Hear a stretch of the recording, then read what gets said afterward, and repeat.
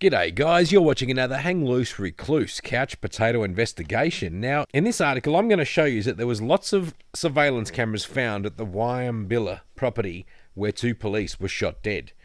Now, if that's the case, then all the speculation on what happened should be on that surveillance camera, or those surveillance cameras.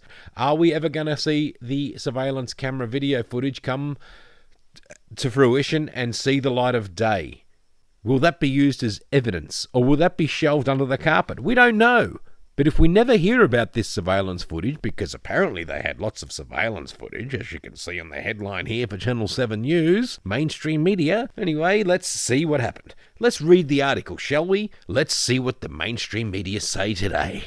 Evidence 4 Queensland police officers were lured into an ambush appears to be mounting after it emerged the property where 3 were shot. 2 fatally was riddled with security cameras, as well as housing a massive cache of weapons and ammunition. Well, will we ever see that cache of weapons and ammunition? Show us the cache of weapons and ammunition in the video of the surveillance cameras that you are now talking about at Channel 7.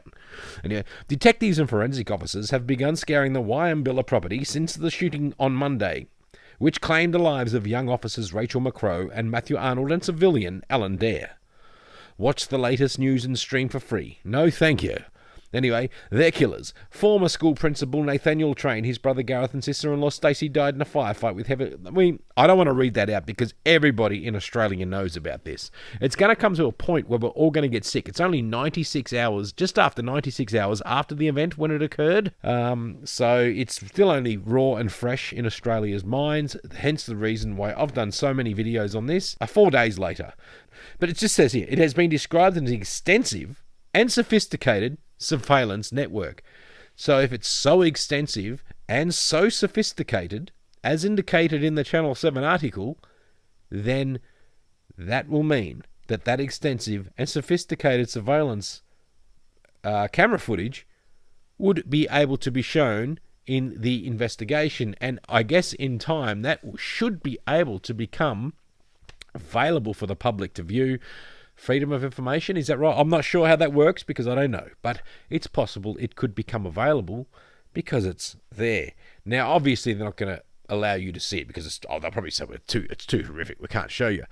But if it's evidence, it's evidence. So it should be raised in some form of investigation into this. There's not going to be a court case because dead men tell no tales. There's nobody alive. Anyway, while it is unknown why the surveillance network was set up, it's unknown why the surveillance network was set up. What a fucking stupid comment by Channel 7. While it is unknown why the surveillance network was set up. Channel 7, when you enter your building, when you go and clock in to start your employment, just look around. Is it unknown why those surveillance networks are set up in your workplace? Could you please answer that? Do you not have any idea why that people... 80% of Australians probably have a surveillance camera on their homes in 2022. Do some research, Channel 7, instead of saying stupid things like that. Well, it is unknown why the surveillance network was set up. It's understood that police believe it was for the purposes of an attack on any officers at the premises.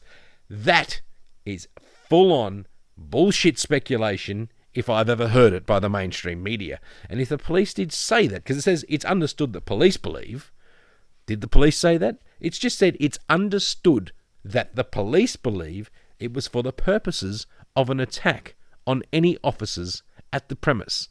So Channel 7 is indicating to the sheep out there that will read that article that they only had the cameras because it was for the purposes of an attack on officers only. Why do people get surveillance cameras, people? Question the narrative. Why do people get surveillance cameras? Because that's what people fucking do. Everybody in this day and age has some form of surveillance. Everyone's got a surveillance item in their pocket. They can pull it out and get surveillance. It's called a mobile phone. Surveillance is surveillance, and it is so normal in society, but they're trying to make it like it is so abnormal that these people need to be demonized for it because it was only intended to go and get a surveillance camera. So think about it like this, folks. The day they went out to set up the surveillance camera, they walked into JB Hi-Fi. They spoke to the salesman. What would you like your camera? Oh, we're going to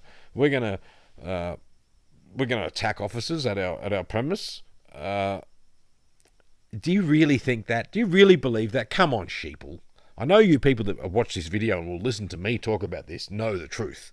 That's not what they would have got the surveillance cameras for. Surveillance cameras are to fucking record, and even I've got surveillance cameras, and it's so I can see what the fuck's going on at my house when I'm not here. Simple. Thank you. Anyway, that's just ridiculous. That gets on my goat. I'm getting upset. Anyway, Queensland Police Commissioner Katarina Carroll had said earlier that McCrow and Arnold didn't stand a chance. It was a miracle. Anyway, we know that. It is shit. It's a horrible situation, guys. Look, knowing that this is just a fucked up incident. Anyway, that sweep was successful. Entered the house on Thursday. As the incident unfolded, all 3 members of the Train family were considered active shooters and died. All 3 members of the Train family were considered active shooters. Were considered? Or they were? So considered doesn't really mean they were, does it?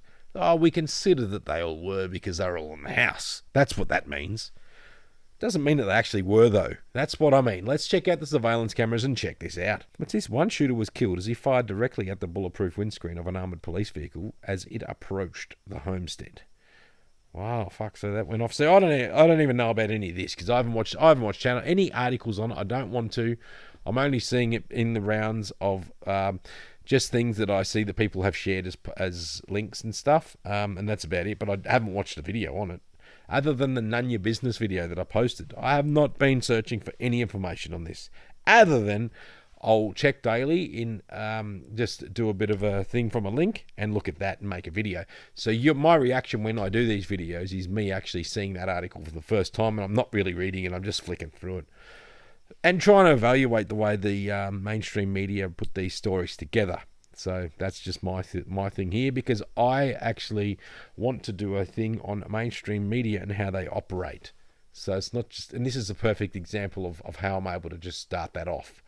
So I do want to do, people that have been following this channel will know that I've been wanting to do, to interview mainstream media people. That's just what I want to do.